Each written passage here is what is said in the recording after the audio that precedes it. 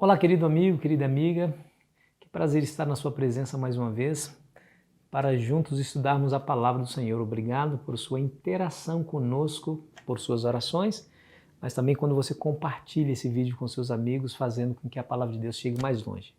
Se você ainda não é inscrito, o que você está esperando, hein? Vá lá, se inscreva e aproveite. Se você gostou, dê o seu like, se não, dê o seu dislike. É importante para nós também, tá bom? Vamos juntos nessa direção. Não endureçam o coração. Falamos ontem sobre a importância da fé. Deixa eu dizer uma coisa para você antes de analisarmos aqui o texto da lição. Olha, a falta de fé, que é a falta de confiança em Deus, leva inevitavelmente à desobediência ao Senhor. A falta de fé leva à desobediência e a desobediência leva ao abandono. Ou seja, a pessoa vive a sua própria sorte e perde a sua salvação. É sempre assim. Deus não vai forçar ninguém a entrar no céu. Deus não pega o indivíduo pela orelha e o força a ser obediente, o força a amá-lo, o força a levar para o céu. Não. Deus respeita o livre arbítrio. Isso está na essência da própria personalidade de Deus. Deixa eu ler para você o que está em Hebreus capítulo 4, a partir do versículo 7, que diz assim, ó: de novo determina certo dia hoje, falando por Davi muito tempo depois, segundo antes fora declarado. Hoje, se ouvirdes a sua voz, não endureçais o vosso coração.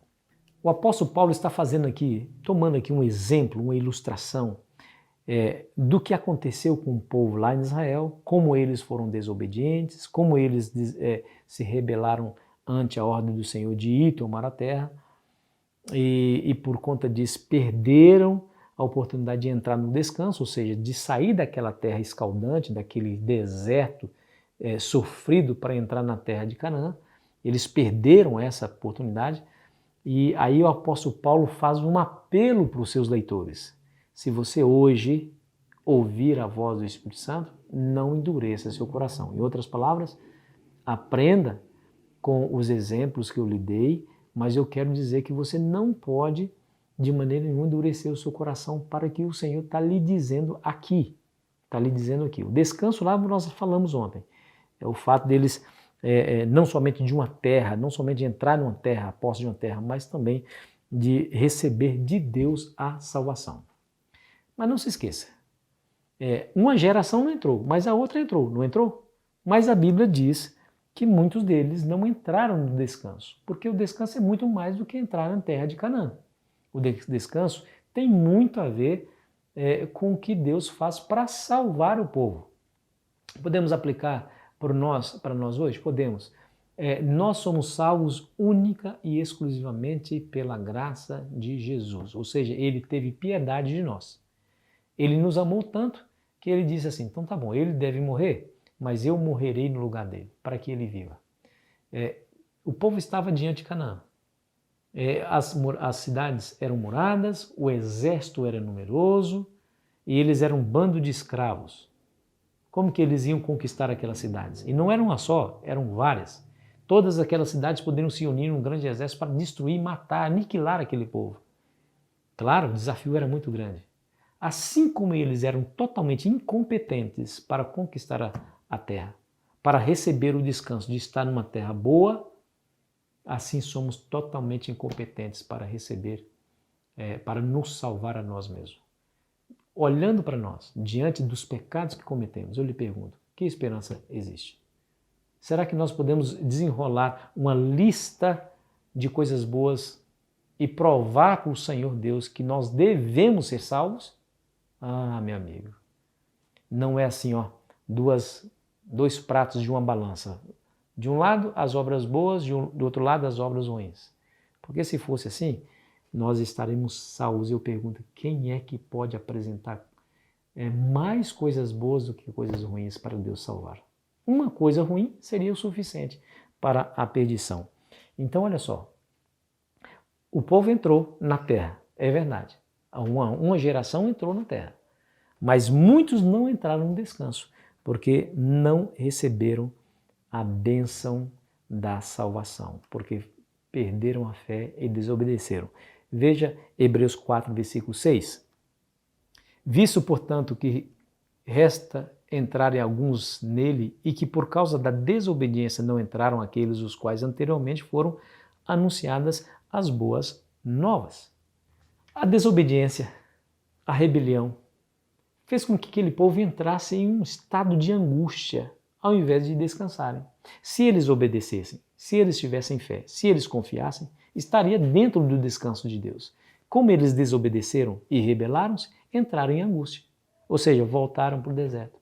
E mesmo aqueles que estavam na nova terra, mesmo aqueles perderam a essência do que é a salvação originalmente em Jesus e também perderam sua salvação.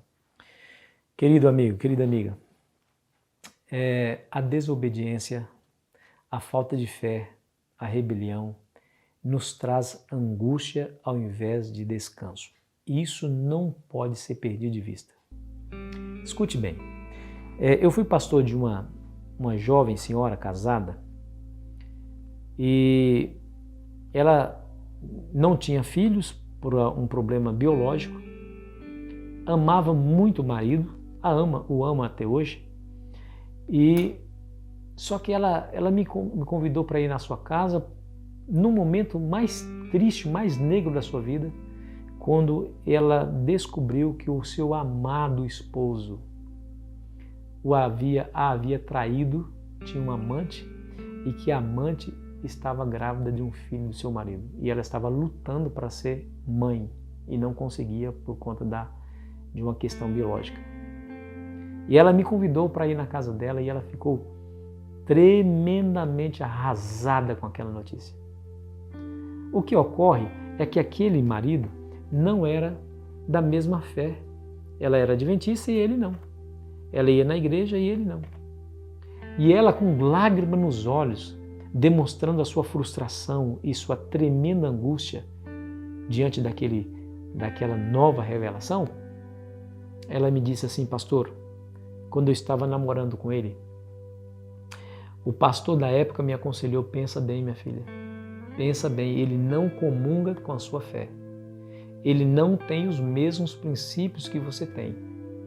Pastor, ela me disse, eu fui rebelde, eu fui descrente, eu desobedeci a Deus e não considerei o que Deus fala na sua palavra e não acatei o conselho do pastor. E olha o que eu estou sofrendo hoje.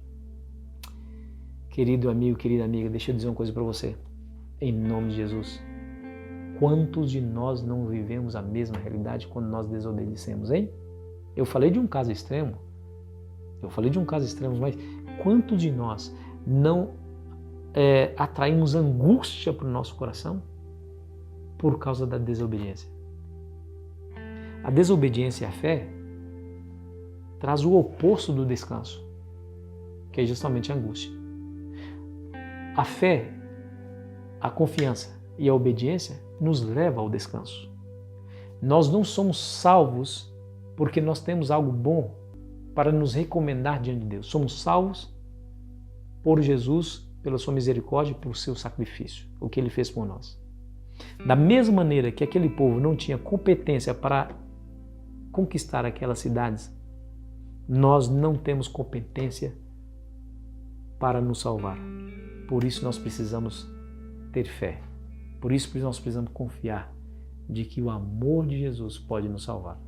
Talvez eu esteja falando para você aí, meu amigo, minha amiga, que ao olhar para os seus atos, para os seus pecados, você esteja convencido ou convencida de que você não merece a salvação. Como que Deus pode me perdoar? Olha o que eu fiz, ou olha o que eu deixei de fazer. Talvez a culpa esteja massacrando a sua consciência. Querido amigo, querida amiga, olha para Jesus, porque Ele te ama. Ele não te ama porque você é um santo.